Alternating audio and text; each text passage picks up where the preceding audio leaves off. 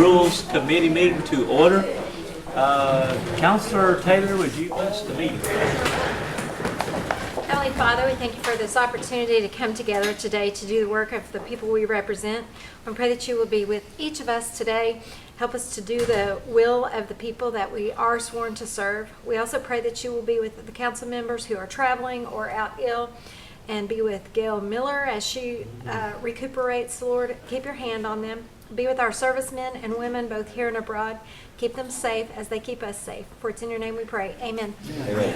Thank you. Okay, roll call. Honey. Ryan Warner. Honey. Bill England. Honey. Austin. Here, you have Marley down there, Bassett. cage, man. Tom Crittenden. Battling it. Mike Dobbins. Here. Becky Hargis. Wanda Hatfield. Rex Jordan. Honey. Dick Lay. Honey. Mike Shambaugh. Here. Mary Bakershaw. Honey. E.O. Smith. Here. Denise Taylor. Here. Victoria Vasquez. David Watson. Please uniform. This time I entertain approval of the minutes. So moved. Motion and a second. All in favor signify by saying aye. Aye. All opposed, the ayes have it. Reports, Marshall Shannon Buell.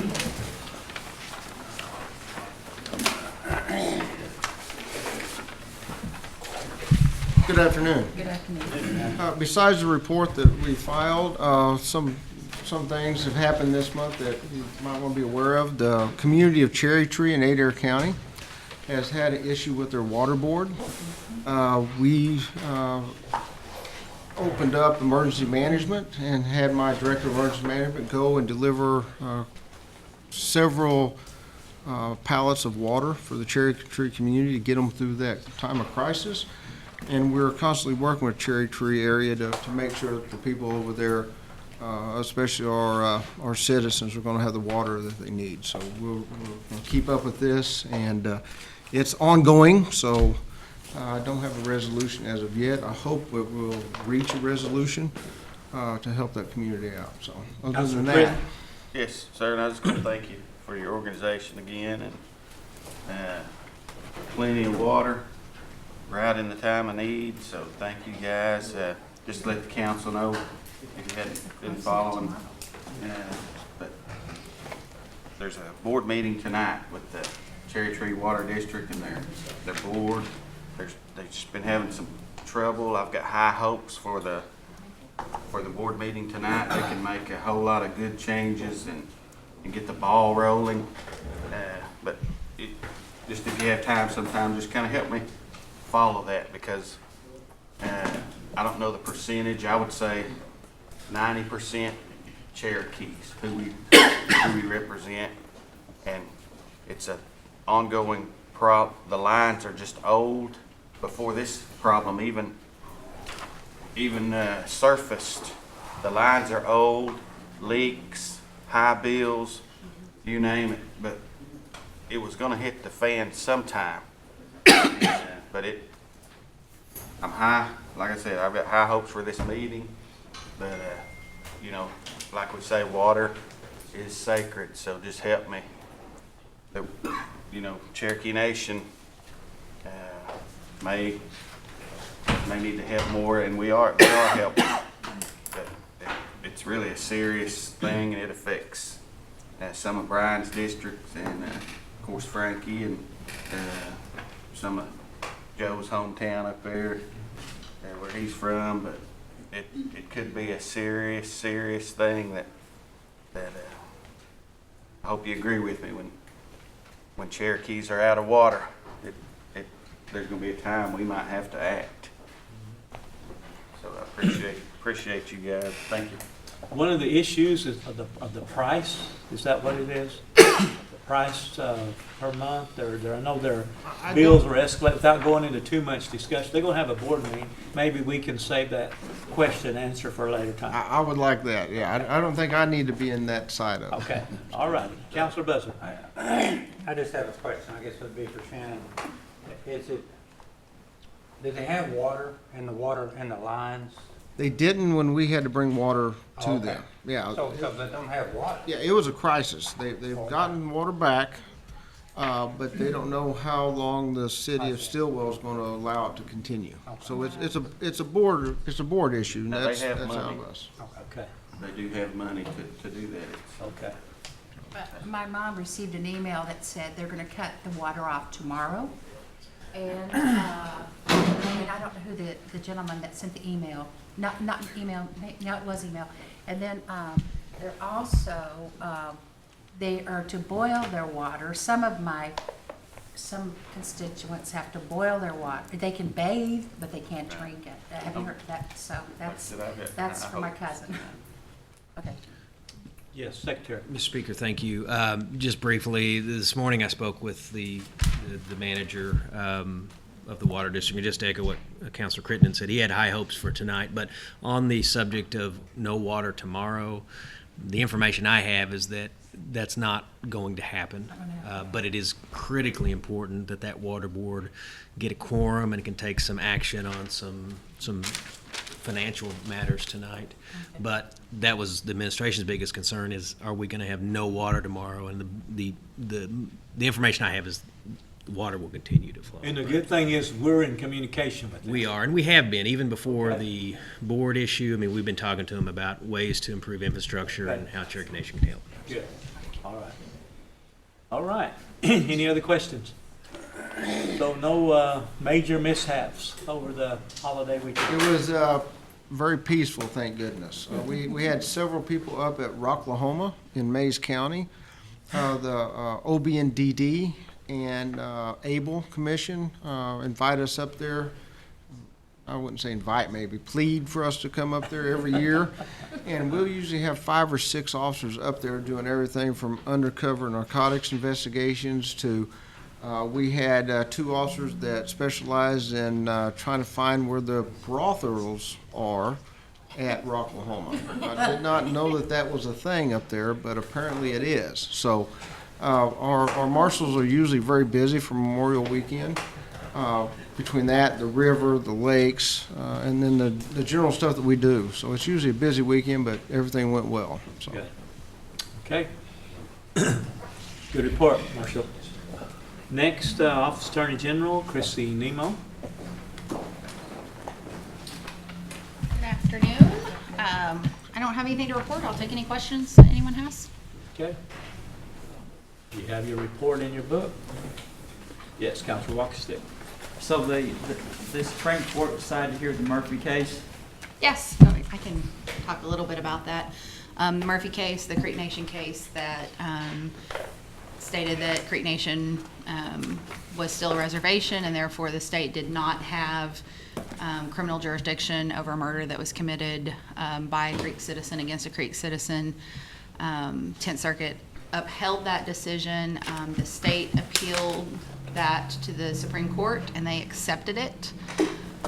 It will not be heard until late in the fall, and we likely won't have a decision from them until possibly this time next year. The briefing schedule, the court is about to take their summer break, so they don't do anything during the summer.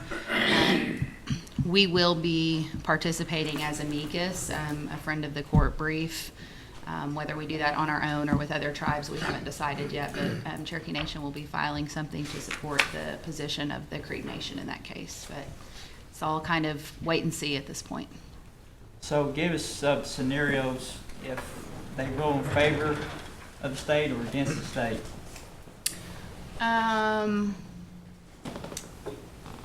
If they rule in favor of the state, it's kind of status quo, the way that things have been going. If they rule in favor of Mr. Murphy and or the position that Creek Nation is a reservation, the immediate effect is it shifts criminal jurisdiction over major crimes involving Indians to the federal government instead of the state government. There's lots of information out there about this case and what happens. What doesn't happen is that people are going to be committing crimes and running free and no one's going to be able to arrest or charge them. Creek Nation, like us, has cross-step agreements, so their police and state and federal police can arrest people regardless of where a crime takes place, and then it's up to the prosecutors of each jurisdiction to determine who has the ability to file charges.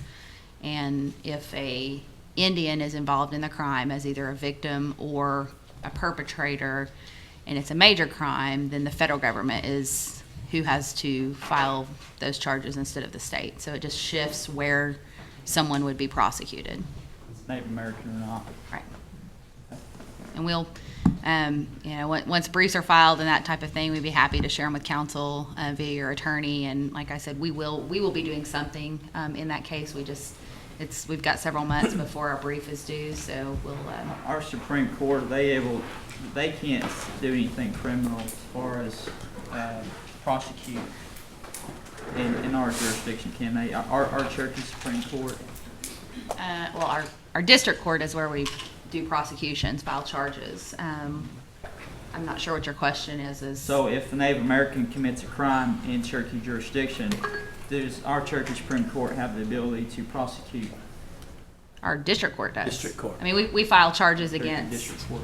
Yeah, we file charges against Indians all the time in district court. And now under VAWA, we can file charges against non-Indians in limited circumstances with domestic violence. But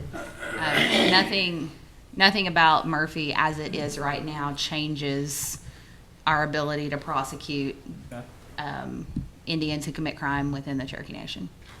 Gotcha. Thank you. Council Butler. Chrissy, when do we expect a ruling down from Denver on the UKB case? There's no telling. A couple of months would be a good guess, but there's no rule that says they have to have it by a specific date, and so it's just kind of wait and see. Brief narrative on the oral argument. Can you explain? Sure. I did attend, and the court spent the majority of their time on both sides asking about whether or not the court should even be hearing the case. The order that was appealed actually remanded it back to the Department of Interior to make additional findings, and instead of it going back, they immediately appealed that. So the order said that it should go back to BIA, and they should consider how the Carcieri case affected it and determine whether or not Cherokee Nation would give their consent. And so the justices' questions were about, in the beginning, why should we be hearing this case? Why shouldn't we let it go back to the BIA, let them make their decision based on what the district court judge ruled, and then if some party doesn't like that decision, then they appeal back up through the process. So that was all briefed. So it's oral argument's a little bit interesting because each side gets 15 minutes, but there have been hundreds of pages of briefs and attachments filed before that, and obviously the court has read all of those. So I don't know that oral argument is ever a clue about what a court may or may not decide in the end. There were questions about whether or not Cherokee Nation and the UKB had shared jurisdiction or were shared successors in interest. Also something that has been fully briefed. So it was pretty, I think it was expected, the types of questions that were asked were expected, and both sides made their argument. I'm not sure if everyone I know the audio is available. If anyone hasn't received that, we'd be happy to share it. The attorney for the UKB did not participate. The attorney who was on the other side was the attorney representing the Department of Interior. UKB had counsel present, but he didn't take part in oral argument. Could he have taken? It would have been, because they were an intervener, each side gets 15 minutes, and it's up to each side on how they split up their time. So if the United States and the UKB had agreed that the United States would cede some of their argument time to the UKB, he could have participated, but that's just between the parties. The court doesn't have anything to do with that. Yeah. Okay. Anybody else? Yes, Councilor Lay. Thank you, Mr. Chairman. Who was our attorney at that hearing? I'm drawing a blank. It was Dorner Sanders, Dave McCullough. Sorry. Closing my eyes, help me. So And, have we used that firm before, or? Yeah, they did the case for us at the district court level. They were attorneys when we filed our initial appeal to the land and the trust issue. Did the briefing and those things for us. Okay. Counselor Wong, if you have another question. Yes, sir. The ID, the Cherokee ID, I'm sure you guys have been getting some calls. I have. So is that just up to the discretion of the different businesses if they want to accept their ID, or is it mandated they have to accept their ID?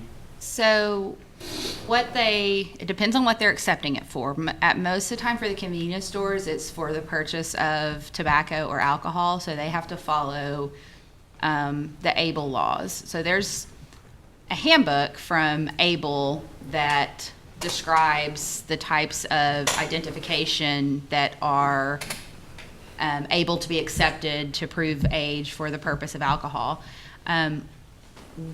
We believe, and I think we've had some communication from the past from some people at the state, I can't remember who, that the Cherokee Nation photo ID meets one of the definitions of those that are acceptable in the ABLE policy. The problem is they don't explicitly say you shall accept tribal identification, and they don't give an example of a tribal ID as one that can be used. So you just have individual clerks or individual stores that say, well, I don't have this in the book.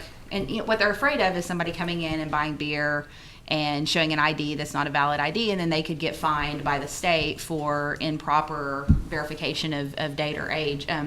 What we would like is an official, opinion statement, something from the state saying that Cherokee Nation identification meets the requirements. Then we could send that out when we hear this issue. And so we are working on it. We do believe that they should accept it. But it's just an issue on how we inform people and kind of what backup information we have to support that position. Some of our local Cherokee businesses as well, they, especially if you're going to purchase a firearm, and they have to, give the state or whoever it is the state ID or the state number, not state number, but your license number. They some of the pawn shops and gun shops, they said that there's a discrepancy with the amount of numbers. Mm-hmm. Instead of a 9-digit number, ours is, I don't know, I guess our CO, whatever, in 6 digits after that, so the 8. So they said that's an issue as well as far as entering that data into that registry to purchase a firearm. I have not heard of the firearms issue before. We can follow up on that. I do know some places, and I use mine sometimes just to see if I can. I used it to vote a few years ago, and our local precinct workers told me that they had specific training from the election boards that tribal IDs were acceptable for voting in state elections, and they had examples of them and pictures and everything. So it's not, I think it's kind of a organization or departmental issue but we know that we are allowed, I've used mine at airports before and that type of thing. Yeah. So I think it's more just education that when we know the issue comes up, that we can look into it and see if there's a specific reason, like there's not enough numbers to go in, or if it's just people not knowing. But if you can get on an airplane with it and you can vote with it, there shouldn't be anything else that you can't do with it. Those are kind of the most high-level identification things that kind of normal people deal with. And I had not heard about the firearms before, but we can look into that. The other comment with the IDs is the other tribal cards that has their picture on it and identification, and it's supposedly it's recognized by the state of Oklahoma as an official state ID. When they go to our casinos and they hit a jackpot or whatever, our casinos won't accept their tribal ID card. They'll accept our Cherokee tribal ID cards, but they won't accept other tribal ID cards. You know I what the purpose I don't of think that is? that's, and Jamie may know, I don't think that's technically true. We've recently made a change regarding that issue, and it has to do with NIGC regs, not our. Jamie, can you entertain that? Yes, that is partially correct. There are some tribal IDs that do contain all the criteria that we need to have in order to comply with IRS reporting. And that is, has to have a, excuse me, has to have address, has to have a good picture ID, have the date of birth, et cetera, so that we can have, and of course, their tax identifier number if it's available. But there are criteria that we have to use in order to comply with IRS reporting rules. Some tribal IDs, such as ours and a few others in the state that I'm aware of, do meet that, but not all of them do. Some of them don't have pictures, some of them don't have some of the information that we do need. So they do have a list at the casinos that will tell them which tribes that they can accept IDs from and which ones that they can't. Okay. All right. Appreciate you. All right. Good. Thank you, Jack. Chair. Yes, Counselor Baker. Chrissy, can you tell me where we stand so far on our policy regarding service animals? No. We issued a AG opinion about it because the issue came up as whether or not we allowed service animals and or emotional support animals, which are two different issues, whether or not we were required to allow them in casinos. And it's a short opinion. It was sent out that the American Disability Act does not apply to us for purposes of public accommodation and service animals, but we recommend that we have a policy.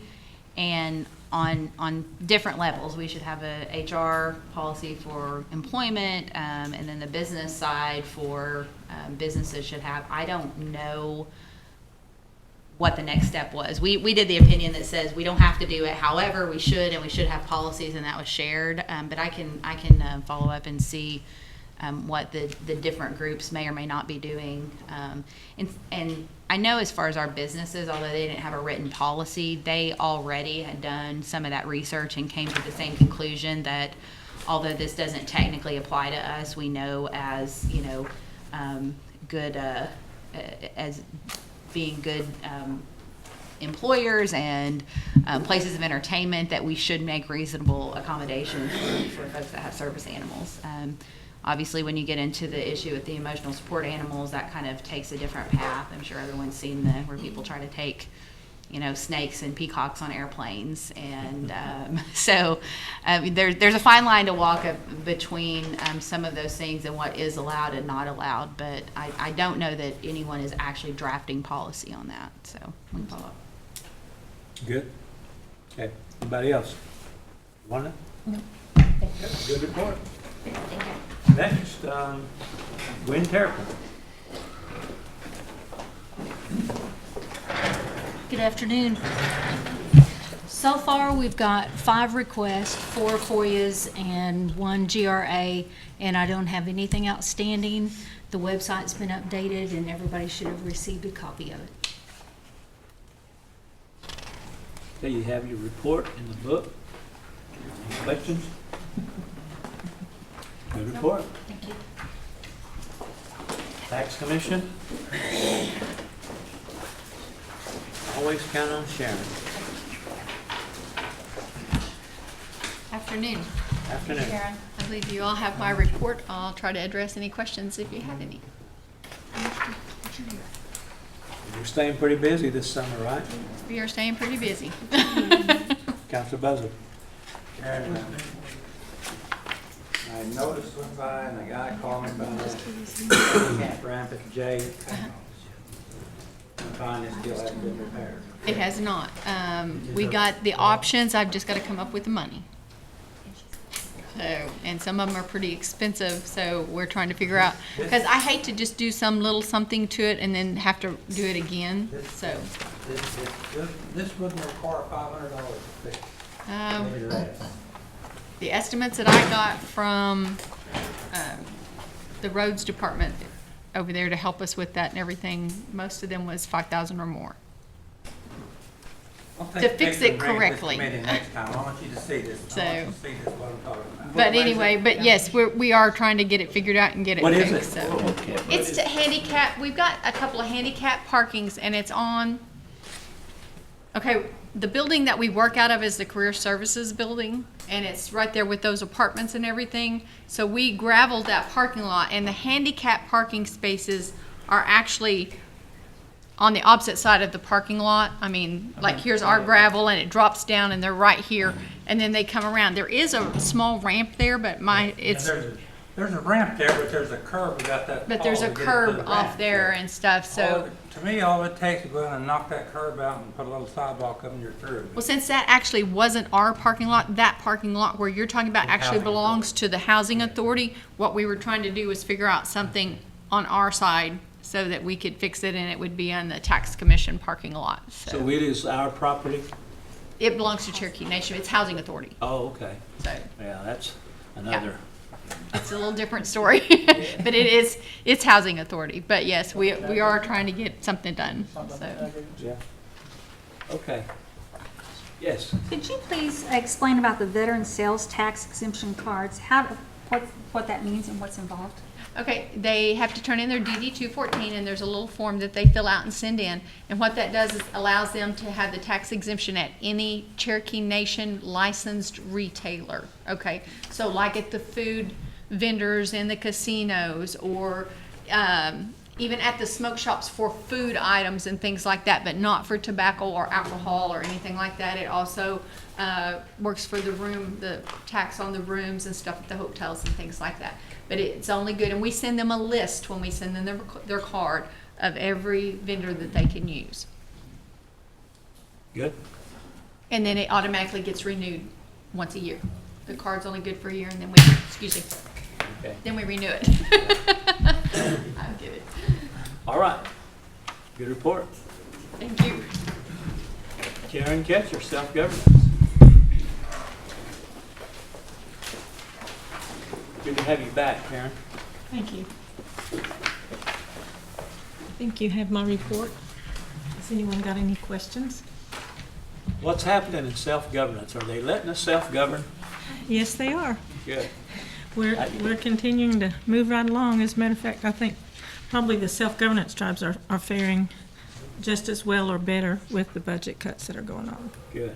Did they ever, I know there was a lady's name, I know you would know this, the Bureau, did they appoint somebody, or they're Not still yet. going through hearings? Not yet. What's her name?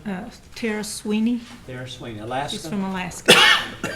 No, they haven't confirmed her yet. This administration has been so slow in putting all of our Indian head, IHS, Department of Interior, I don't know what they're trying to do. Then they want to negotiate. And now they finally are allowing us to have hearings with the reorganizations, right? Yes, and the reorganization is, the tribes are concerned about the reorganization because they are moving the regional directors they're going to be moving them every 2 years. And so.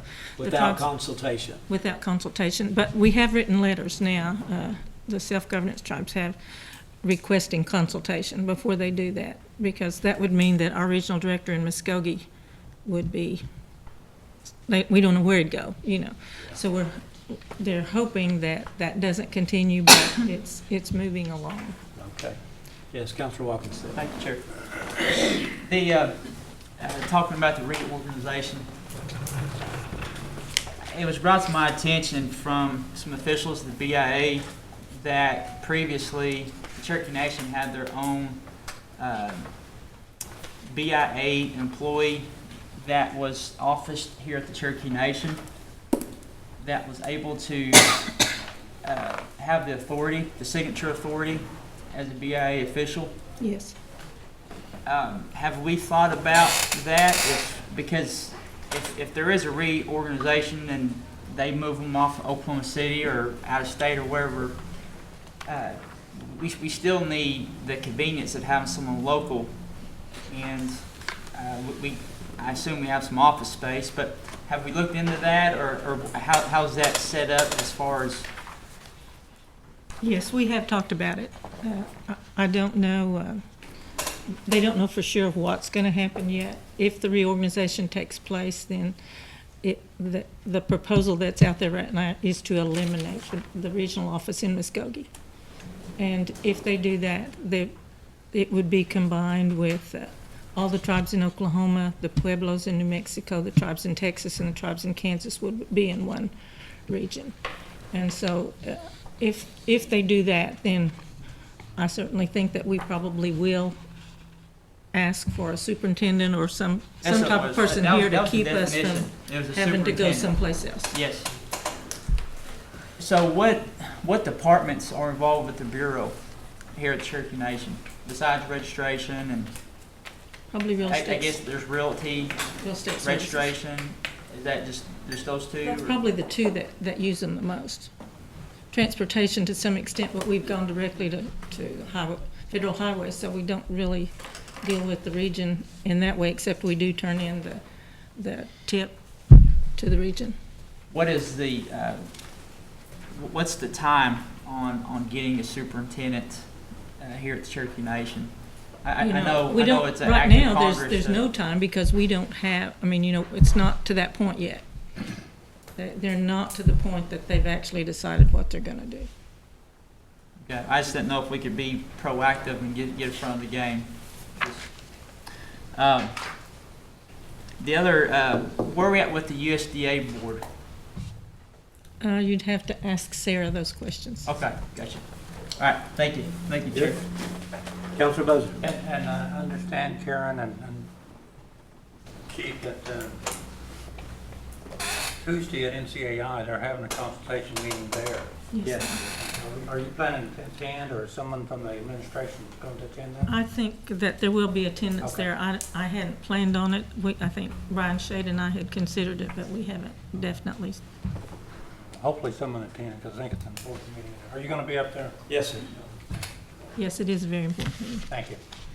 Okay. Good report. Okay. Next, Gaming Commission, Jamie Hunterberg. Count on him too.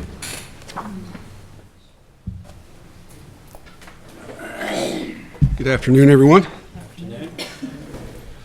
A little bit larger than the rest of the people that came up here, so I have to scoot things around a little bit.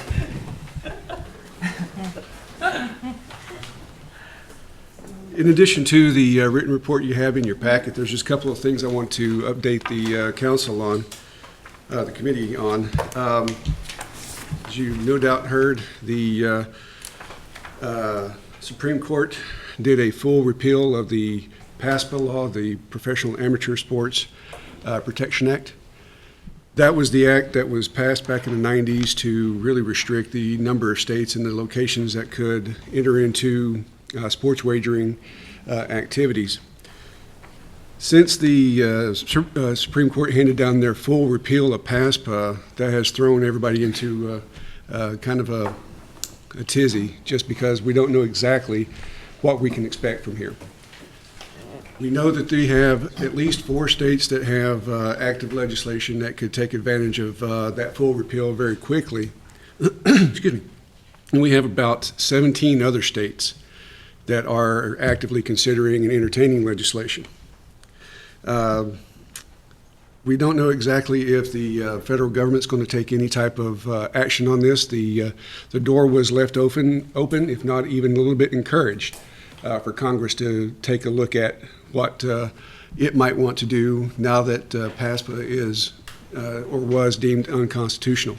There are a few of the leagues that have been asking for Congress to step in and to enact some certain principles when it comes to sports wagering, but right now there has been talk of some legislators having draft bills being circulated around on the Hill. I haven't seen any of those as of this point, but that is something that is being discussed.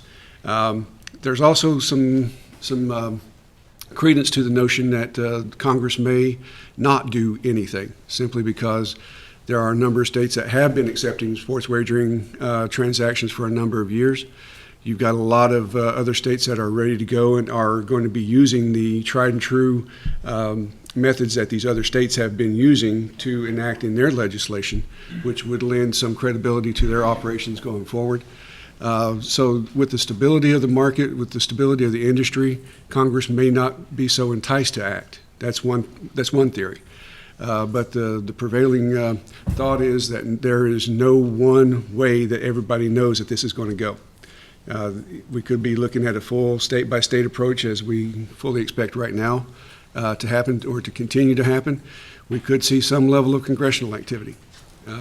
We don't exactly know where we're going. All we know that here in Oklahoma is that it will be some time before the state would be able to take that particular idea up and take any action on it. Since we are out of session, it would be up to the next round of legislators to take this question up on whether or not they want to do something within the state of Oklahoma. Until that happens, all the tribes in the state are somewhat in a holding pattern. You know, everybody is still preparing, still making sure that if that eventuality or if that possibility becomes an eventuality, then we'd be ready for that. But we're just right now keeping our ears open, eyes open, and waiting to see what happens next. In respect to the ball and dice, which I think we also have on the agenda a little bit later today, we are continuing our discussions with operations to make sure that we get our appropriate regulations in order, as well as the policies and procedures that the enterprises will use to offer those new games.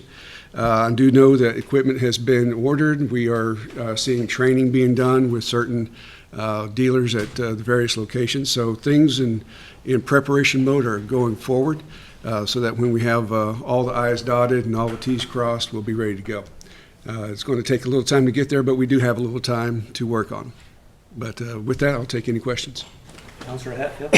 Have you begun any dialogue with the Horse Racing Commission in Oklahoma concerning the sports betting, since most of I'm sure the sports betting will be located probably where the OTBs are located. Has Cherokee Nation started any dialogue with? I have not. I don't know if anybody else in maybe government relations has had any dialogue with them, but I have not, no. Okay, I think it's important that we do. Yep. Just my opinion. Thank you. Councilor Bezzer? Jamie, I guess I was kind of misunderstood about sports betting and ball and dice. They're completely different types of. They're completely separate issues. The ball and dice was the subject of the most recent state legislation. And since that was signed by the governor, there's still that 90-day, what I call a waiting period, before that law would become effective, which I believe she signed it on April the 10th, which would put, I think, July 10th as that 90 days. But that issue is separate from sports wagering. That one was the one that we've been waiting for a very long time. When the Supreme Court took up the arguments last December, that was the time that everybody started their clocks ticking, and we finally got the decision a couple of weeks ago. Okay, well, I had them mixed up. I thought they were both on the same thing. Right. Okay, thank you. Good. Councilor Lay? Thank you, Mr. Chairman. Amy, that sports wagering, that's what we see at WRD, I think. Is that correct? Well, that pari-mutuel horse racing is different than what we're talking about with sports wagering. With that, we'll be talking about baseball, football, hockey, any professional sport that's out there. That's one of the things that's also in discussion as far as to what extent does sports wagering or to what extent does sports wagering go? Does it extend down to the collegiate level, which a lot of people in NCAA is not too happy about having that possibility, or is it confined to those professional sports, NHL, NFL, MLB, wherever we have professional sports, do we confine it to that? But the sports wagering and pari-mutuel horse racing are somewhat two separate items. Will the sports wagering be, where will it be located? Anywhere we have a... Well, that's the other interesting piece, because when we say we don't know exactly what direction this is going to go, with the possibility of sports wagering being available for any of the 50 states and the territories for that matter, the major question becomes is exactly where does it take place? Are we looking at having to go to physical sports books like you do in Las Vegas and make wagers? Or are we going to be looking at the possibility of it being able to place and accept wagers via cell phones and the internet? If that cell phone and internet connection is desired and that's the way it's needing to go. Then we have other federal laws that may pose some some hurdles to get over in order to get that done. We have the Wire Act that has to be dealt with, and maybe even UGIA, which is the Unlawful Internet Gaming Enforcement Act, that will also play a role in this. So congressional activity at some level may be necessary because of the nature of those types of wagers and those types of transactions. But again, right now there's really not a lot of question or answers to the questions that we have. The Wire Act right now may not be an issue for those states that may confine their wagers to just within that state. But if we are going to look at interstate transactions being possible, then we will have some need of some congressional activity, I do believe. Okay. And are you going to stick around for this resolution? Yes. Yeah. Okay. Thank you. Yes, Counselor Shaw. Jamie, at Will Rogers Downs, do you have the capacity to bet on other racetracks? Yes. At Will Rogers Downs, as well as all of our OTB operations at Salisaw and West Salem Springs, you can bet on horses at WRD, or you can bet on them at the Belmont Stakes, at the Kentucky Derby in California, in New York, wherever they have a racetrack. Just a comment, but I do hope we're able to bet on sports with a sports room, sports page, whatever you want to call it. Because tonight I'd take the Warriors. Jamie, does Isleta, Pueblo tribe, do they have sports betting? They don't have sports betting right now. I do believe they have, just like we do, have OTB, but I don't believe the state of New Mexico allows for sports betting at this point. Okay. Counselor Just to follow up, I would suspect that Las Vegas sports betting is probably right there as far as revenue coming in instead of gaming machines. What other states has that? Probably Atlanta has them. The Atlantic City does. Okay. Well, they have the casinos. That's one of the reasons why this whole issue is even before us now, is because the state of New Jersey wanted to challenge PASPA because they wanted to allow sports betting at Atlantic City. But we do have, in Nevada is probably the most unique, because the other states that have had the ability to accept sports wagering in other, I think there were 4 other states that were exempted from PASPA when it was approved back in the early 90s. Their level of sports betting is not what you see in Las Vegas, where you bet on football and baseball and all that. Theirs is slightly different.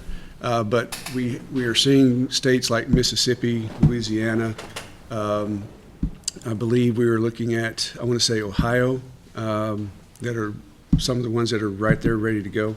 These are states that have had these pieces of legislation on the books for years that said essentially that we authorize sports betting so long as the federal government doesn't prohibit it. And once the federal government removed that prohibition, now they are ready to use those pieces. So I know Las Vegas has had a monopoly on this for years. Yeah. Any sports betting like this. And Yeah. I have a feeling their revenue is probably way up there. No type of game. They do have a good portion of it, and depending on the experts that you want to listen to, the illegal sports betting that's out there right now that everybody knows exists ranges anywhere from 80 to 150. Just depends on where you are. Here in Oklahoma, it seems to be a sizable portion of the makeup. But there again, the things that are possible with the repeal of PASPA, not just your standard sports betting on professional sports, but even daily fantasy sports, that was a hot topic about 2 or 3 years ago, comes back into question. And it's easy for this topic to become very complicated very quickly, because one question will actually get you 2 more, one answer will get you 2 more questions, and it'll kind of go exponentially, because you have what if this, what if that, and then those have their own set of what ifs. So it's something that we're going to have to keep our eye on very closely, so that we don't get lost in the minutiae or get lost in the shuffle, for that matter. Thank you. I understand it better now. Very good report, Tammy. Appreciate you. Counselor Smith? Just a ballpark guess, we're over a year away, right? I'm sorry? Probably over a year away at the best. I would say, yeah, that if a state does not have legislation already on the books or in the pipeline, such as Oklahoma, I think we'd be looking at about a year. Okay. Good report. Okay. Okay, human resources. Mr. Morton.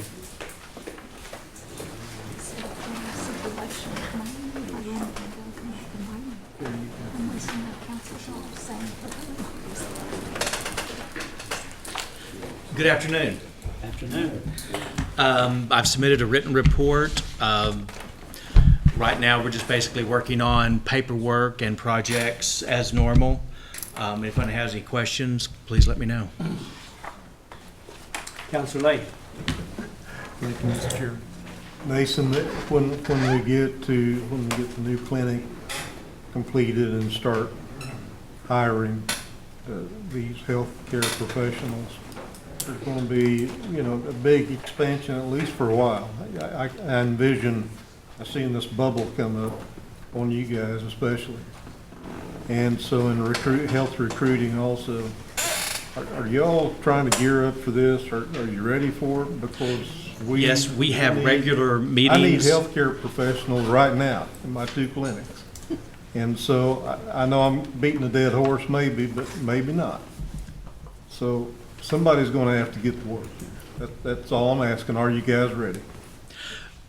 We are getting ready, and we're putting the plan together, and a lot of different departments have all come together to make sure we have an overall plan and be prepared for next summer. So do you have a plan for my needs at this moment? I've written yours down right now, and I'm going to go find a plan. Thank you, sir. Appreciate it. In coordination with Health Services, I'll get with them and just... Mason, do you attend our intertribal? I do some of them. It depends on how close they are. I had a conflict of scheduling on the last one, but I normally try to attend the ones that are within a couple of hours if I'm available.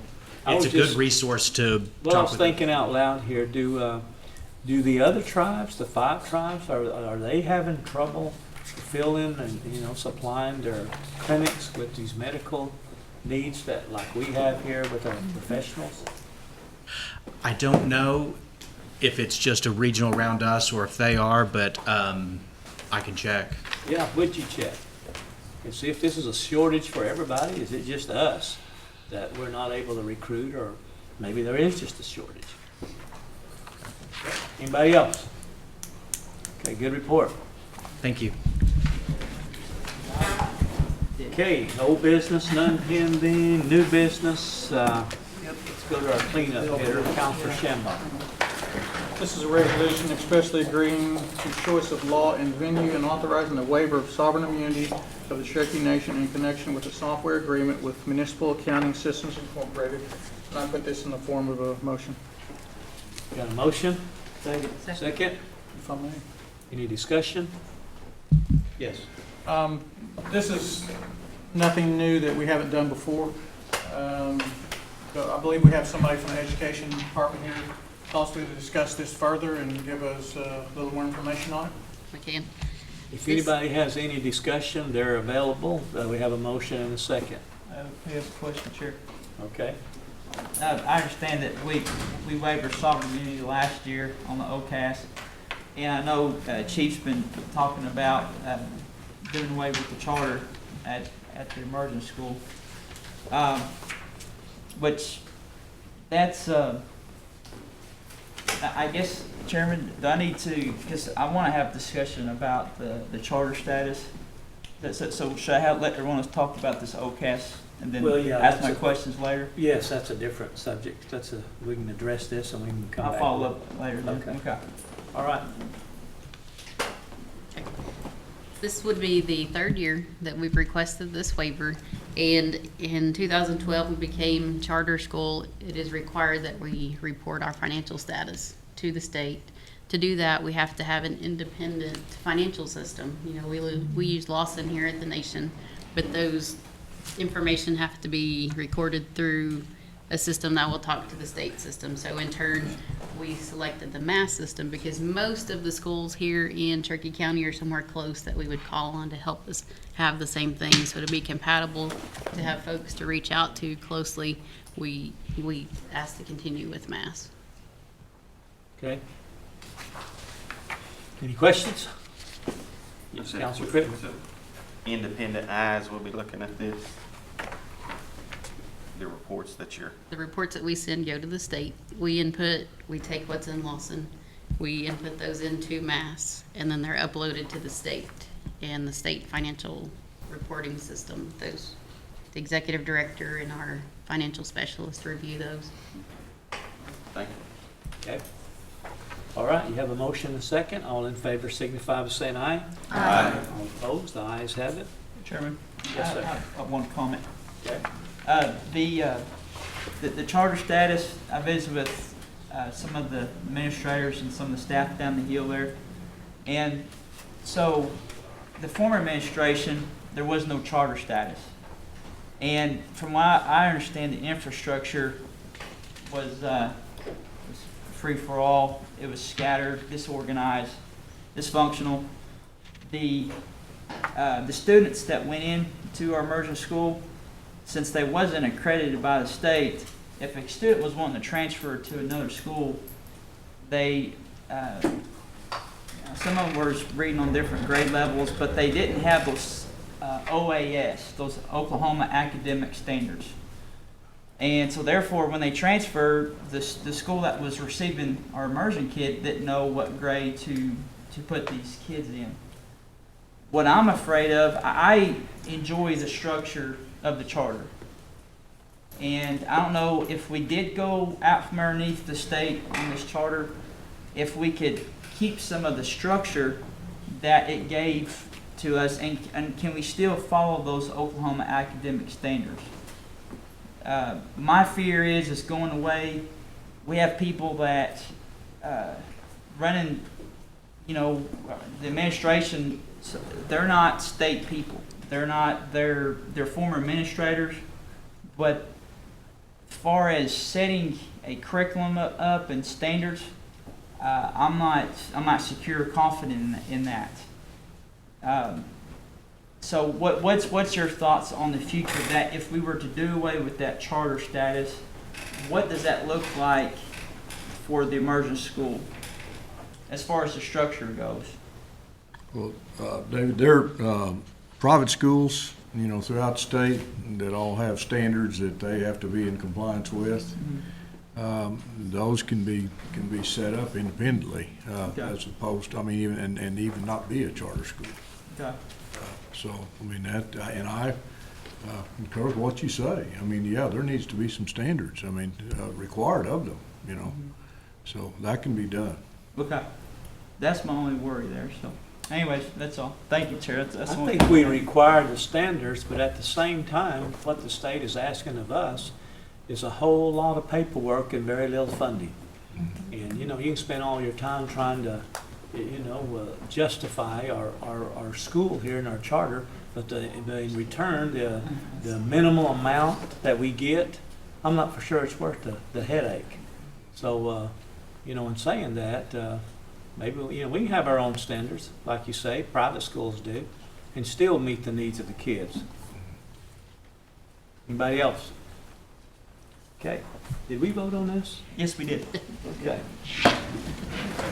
You guys are through.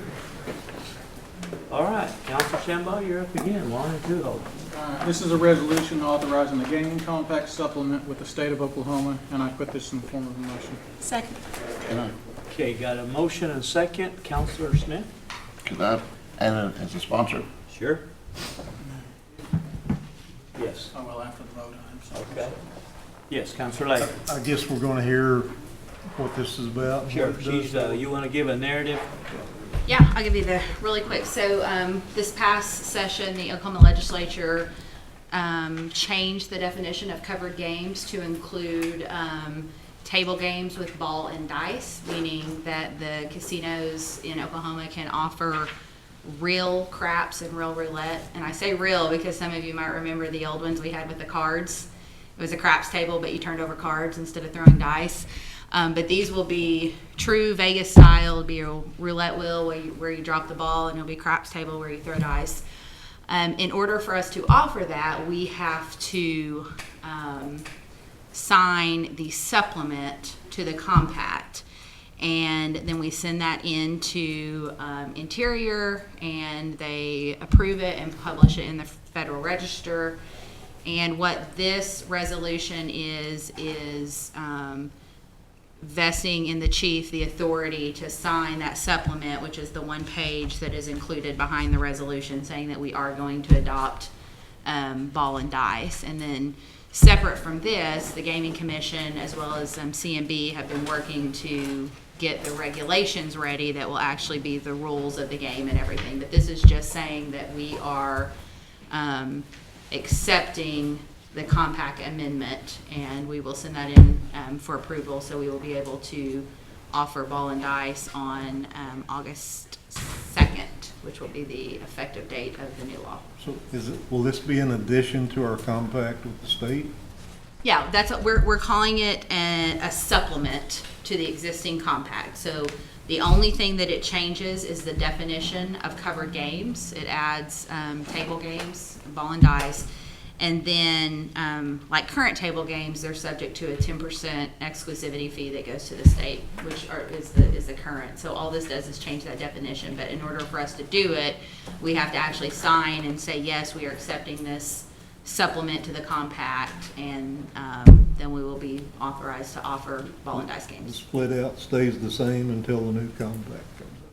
Yeah, and it doesn't affect the exclusivity fee on e-games, and this is the same as current table games, so no changes in the amount of fees or anything else.